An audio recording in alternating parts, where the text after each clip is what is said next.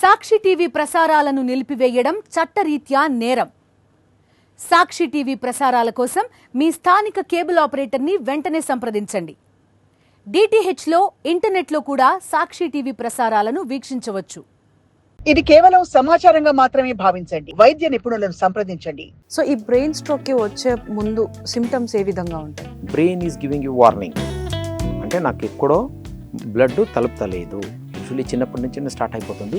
Sedentary life style, smoking, అన్ని risk factors ఉంటాయి కదా. ఆ అన్ని రిస్క్ ఫ్యాక్టర్స్ ఉంటే సో సార్ ఇప్పుడు బేసిక్గా ఈ స్ట్రోక్స్, బ్రెయిన్ స్ట్రోక్స్ అనేవి ఏ ఏజ్ గ్రూప్ వాళ్ళకి ఎక్కువగా వచ్చే ఛాన్సెస్ ఉంది? కామన్ ఏజ్ గ్రూప్ అరౌండ్ 45 నుంచి. సో ఈ బ్రెయిన్ స్ట్రోక్ అనేది రాకుండా ఉండడానికి మన లైఫ్ స్టైల్ కానీ లేకపోతే డైట్ కానీ ఒకసారి వచ్చిపోయిన తర్వాత మనం ఏం చేస్తానంటే there are drugs.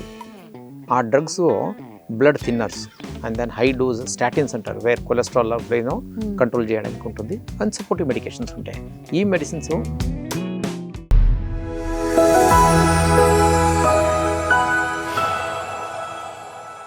So sir ఇప్పుడు వన్స్ ఏ పేషెంట్ అయినా కూడా బ్రెయిన్ స్ట్రోక్ తోటి వచ్చి సర్వైవ్ అయిన తర్వాత మళ్ళీ ఫ్యూచర్లో మళ్ళీ ఏమైనా బ్రెయిన్ స్ట్రోక్స్ వచ్చే అవకాశం ఉంది? Absolutely very good question. No, ఇది బ్రెయిన్లో స్ట్రోక్ ఎట్లా ఉంటుందంటే యాక్సిడెంటల్లీ చేయదు.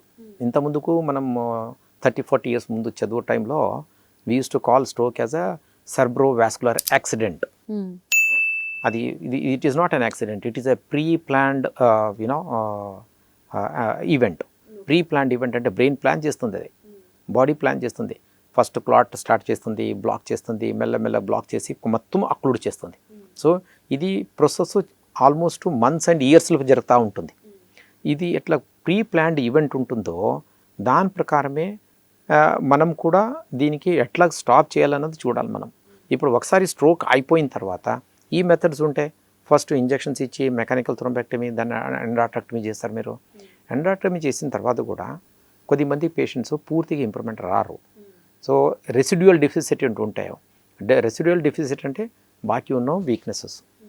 దానికి మనం వేరే మల్టీ డిసిప్లినరీ అప్రోచ్ కావాలి. మల్టీ డిసిప్లినరీ అప్రోచ్ ఏంటంటే ఫర్ ఎగ్జాంపుల్ పేషెంట్ డిప్రెస్ అయిపోతారు, ఎందుకంటే మెదడు పనిచేస్తూ ఉంటుంది, చెయ్యి కాలు పని చేయకపోతే డిప్రెస్ అయిపోతారు patient. Mood changes, depression changes. మనకు రీహాబిలిటేషన్ స్పెషలిస్ట్ ఉంటారు, స్పీచ్ థెరపిస్ట్ ఉంటారు, అండ్ దెన్ ఫిజికల్ థెరపిస్ట్ ఉంటారు, ఆక్యుపేషనల్ థెరపిస్ట్ ఉంటారు. ఈ అందరూ వచ్చి then they will have a combined decision. In care hospital we do that now. So దీనిలో అందరూ వచ్చి డిస్కస్ చేస్తారు. నాదేం రోల్ ఉంటుంది, పేషెంట్కి ఇది పక్షవాతంలో స్పీచ్ ఎఫెక్ట్ అయింది, స్పీచ్ తీసుకుని రావడానికి నేనేం ప్రోటోకాల్ చేయాలి. So he has to come into the picture. Second thing, రీహాబిలిటేషన్లో ఫిజికల్ థెరపిస్ట్ ఉంటారు. ఫిజికల్ థెరపిస్ట్ వచ్చేసి then he will plan for a programme. ఆ ప్రోగ్రాంలో సింగిల్ డాక్టర్ కాకుండా మల్టీ డిసిప్లినరీ అప్రోచ్. ఒక డాక్టర్ ఏం చేయరు. ఒక డాక్టర్ ఏంటంటే ఇనిషియల్ ఫేజ్లో న్యూరాలజిస్ట్ వచ్చి ఆ ట్రీట్మెంట్ ఇచ్చిన తర్వాత ఈ డాక్టర్స్ మెయిన్ పని ఉంటుంది. సో పేషెంట్ ఎట్లా మొబిలైజ్ చేయాలి, ఎట్లా సపోర్ట్ ఇవ్వాలి, అండ్ దెన్ స్పీచ్ థెరపిస్ట్ ఎట్లా చేయాలి, ఆక్యుపేషనల్ థెరపిస్ట్. ఇప్పుడు అనుకోండి వీక్నెస్ వచ్చిన తర్వాత గ్రిప్ ఉండదు, చెయ్యి లేపొచ్చు బట్ గ్రిప్ ఉండదు. దీనికి ఎట్లాగా ఎన్హాన్స్ చేయాలి మనం గ్రిప్, దానికి స్ప్రింట్స్ ఎట్లా పెట్టాలి మనము. రోబోటిక్స్ ఉంటుంటే ఆ రోబోటిక్స్ నుంచి మనము ఆ ఫంక్షన్స్ని ఎట్లా రీస్టోర్ చేయాలన్నది ప్లాన్ చేయాలి మనం. ఇవి చాలా ఇంపార్టెంట్ ఉంటాయి. సో ఈ multi disciplinary approach is very important. And then ఇది అయిన తర్వాత కూడా now we have a equipment in our hospital now called as a transcranial magnetic stimulation అంటుంటుంది. ఇది కూడా this is also a part of a rehabilitation programme. దీనిలో ఏమంటే పేషెంట్గా కూర్చోపెట్టి ఆర్ పడుకోపెట్టి మనం అది మ్యాగ్నెట్ నుంచి బ్రెయిన్ స్టిమ్యులేట్ చేస్తారు. ఇప్పుడు స్ట్రోక్లు ఏమైంది మనకు బేసిక్ చూస్తే మీరు అక్కడ వైర్ ఏముంటాయో ఆ పక్షవాతంతో వైరు డీవైర్ అయిపోయినాయి, అంతేకంటే డిస్కనెక్ట్ అయిపోయినాయి. సో మన బ్రెయిన్లో ప్లాస్టిసిటీ అంటారు. ప్లాస్టిసిటీ అంటే ఒక పెద్ద బాబు పని చేయకపోతే చిన్న బాబు ఫ్యామిలీ తీసుకోవాలి, ఇప్పుడు చూసుకోవాలి. అట్లా దానిలాగానే బ్రెయిన్ కూడా ఒక వైరు పని చేయకపోతే పక్క వైరు ఆ పని చేయాలి. సో ఆ పని చేయడానికి ఎన్హాన్స్ చేయడానికి టీఎంఎస్ ఉంటుంది. టీఎంఎస్లో కంటిన్యూస్ ఏదో ఈ మ్యాగ్నెట్ నుంచి స్టిమ్యులేట్ చేస్తూ ఉంటారు బ్రెయిన్గా. సెషన్స్ ఉంటాయి, 12 sessions, 14 sessions depending upon the strength. Particular area బ్రెయిన్లో స్టిమ్యులేట్ చేస్తారు. ఆ స్టిమ్యులేట్ చేసిన తర్వాత మనము ఆ వైరింగ్ స్టార్ట్ అయిపోతుంది.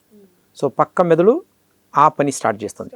సో అది ఆ పక్క మెదడు పని స్టార్ట్ చేస్తే మనకు మేనిఫెస్టేషన్లో ఏ వీక్నెస్ ఉందో మనకు ఆ వీక్నెస్ ఇంప్రూవ్మెంట్ కనపడుతుంది. యూనో మనకు 100% రాదు, బట్ అట్లీస్ట్ 90% somewhat. వచ్చేస్తే కూడా we can pull on in life. అంటే మరీ పూర్తిగా కాకుండా కూడా Yes, కొంచెం yes, yes. శాతంలో వచ్చిందంటే we can manage all our works. And then finally the psychological counseling చేయాలి. Psychologist is very important. Rehabilitation psychologist అంటారు. Rehabilitation psychologist is very important. It is not only about weakness, ఈ tingling numbness ఏముంటుందో అది ఒకటే improvement చేయడం improvement కాదు, మనకు పేషెంట్గా mentally and మారలీ support చేయాలి. సో సార్ ఇప్పుడు ఈ ఇంటర్వెన్షన్ సైడ్ చూసుకుంటే ఇంటర్వెన్షన్లో దీనికి ఏ విధమైనటువంటి ట్రీట్మెంట్ ఇస్తారు? ఇంటర్వెన్షన్స్లో మెయిన్లీ మనకు ఫస్ట్ ఏమంటే ఈ థ్రోంబోలైటిక్ థెరపీ అంటారు. థ్రోంబోలైటిక్ థెరపీలో క్లాట్ బస్టింగ్, దానిలో ఒక ఇంజెక్షన్ ఉంటుంది. ఆ ఇంజెక్షన్ ఆ బాడీ వెయిట్ ప్రకారమే ఆ ఇంజెక్షన్ ఇచ్చేస్తారు. That is through the infusion. First ఆ మెథడ్ ఉంటుంది.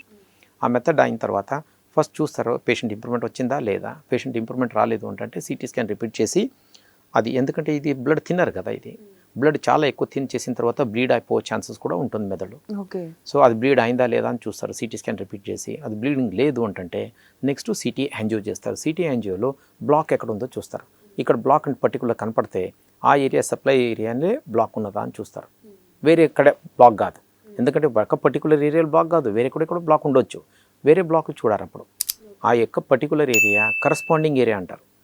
దాని నుంచి ఈ ప్రాబ్లం వచ్చింది అంటే ఆ బ్లాక్ కనపడితే మనం వైర్ పాస్ చేసి కెథెటర్ పాస్ చేసి ఆ కెథెటర్ నుంచి అది ఆ క్లాట్ ఏముంటుందో క్లాట్ తీసుకుని రావచ్చు వాపస్.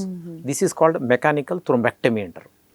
ఈ mechanical thrombectomy has to be done with in a day and half. So ఇది సెకండ్ మెథడ్. అండ్ దెన్ ఇది అయిపోయిన తర్వాత ఫర్ ఎగ్జాంపుల్ మెకానికల్ థ్రోంబెక్టమీ కూడా ఫెయిల్ అయిపోయింది అనుకోండి, తర్వాత ఆ పర్టికులర్ ఏరియా సప్లై చేయ బ్లడ్ వెజల్లో చాలా లాంగ్లో క్లాట్ ఉంటే దానిలో మనము కెరోటిడ్ ఎండాట్రాక్టమీ అని చేయొచ్చు.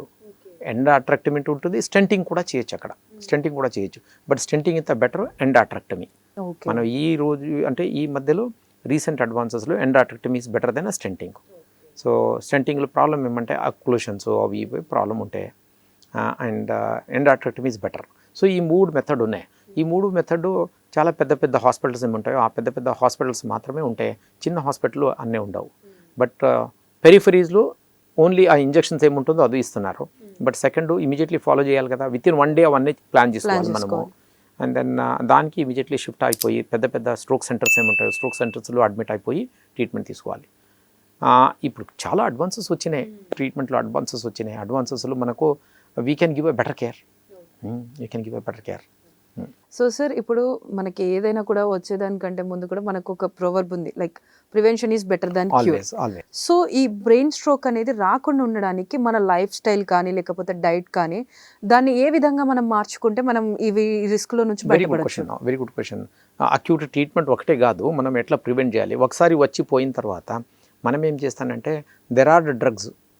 ఆ డ్రగ్స్ బ్లడ్ థిన్నర్స్ అంటుంటే యూజువలీ ఫస్ట్ స్ట్రోక్ వచ్చిన తర్వాత డబుల్ బ్లడ్ థిన్నర్ ఇచ్చేసి after about 3 months we'll switch over to single drug అంటారు.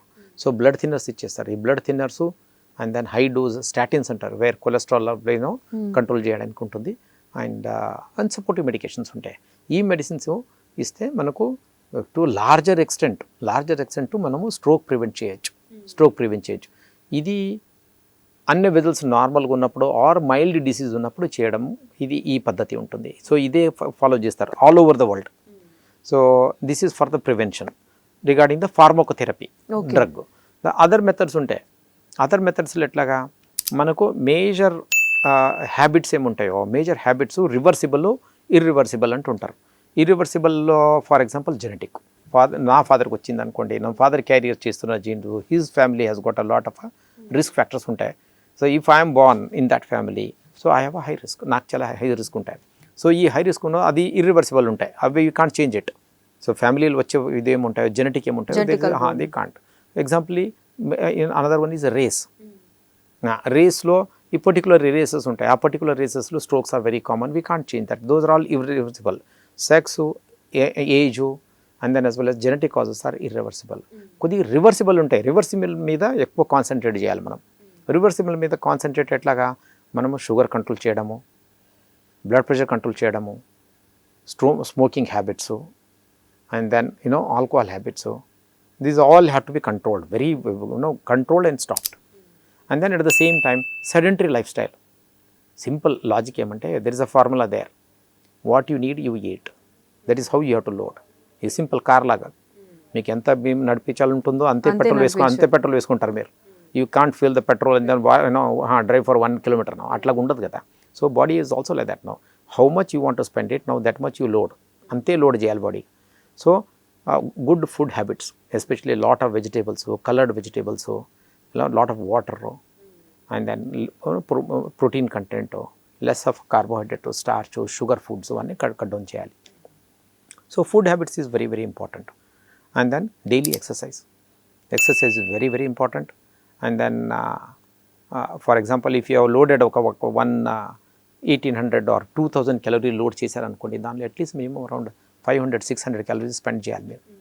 సో 500-600 calories చేసేస్తే మీకు ఆల్మోస్ట్ ఒక 300-400 calories రిజర్వ్ ఉంటుంది. That is enough. That is enough for us. So exercise is very important. And then main important is also sleep. Okay. Sleep మనకి ఎట్లా ఉంటుందంటే, ఈ బ్రెయిన్లో డిఫరెంట్ ఆర్గన్స్ డిఫరెంట్ స్టైల్లో పనిచేస్తూ ఉంటాయి. సో బ్రెయిన్లో కూడా సమ్ మటీరియల్స్ ఆర్ అక్యుములేటెడ్, అదే టాక్సిక్ మటీరియల్స్ అంటారు. ఆ టాక్సిక్ మటీరియల్స్ ఎక్స్క్రీట్ చేయడానికి, అంటే బ్రెయిన్ నుంచి బయటకు వచ్చేసరికి బ్రెయిన్ రెస్ట్ తీసుకోవాలి. ఆ బ్రెయిన్కి రెస్ట్ ఇవ్వకపోతే మీరు, then it is always on the run. ఆ స్ట్రెస్లో ఉంటుంది అది. ఆ స్ట్రెస్లో ఉన్నప్పుడు అది ఏమేమి టాక్సిక్ మటీరియల్స్ ఉంటాయో అది మనం ఎక్స్క్రీట్ చేయకపోతే brain is also at risk. So food habits, and then exercises, and then lifestyle, all are very very important. And then stress, especially meditation అయింది, reading good books now, listening to music therapy ను ఉంటుంది stroke లో, music therapy.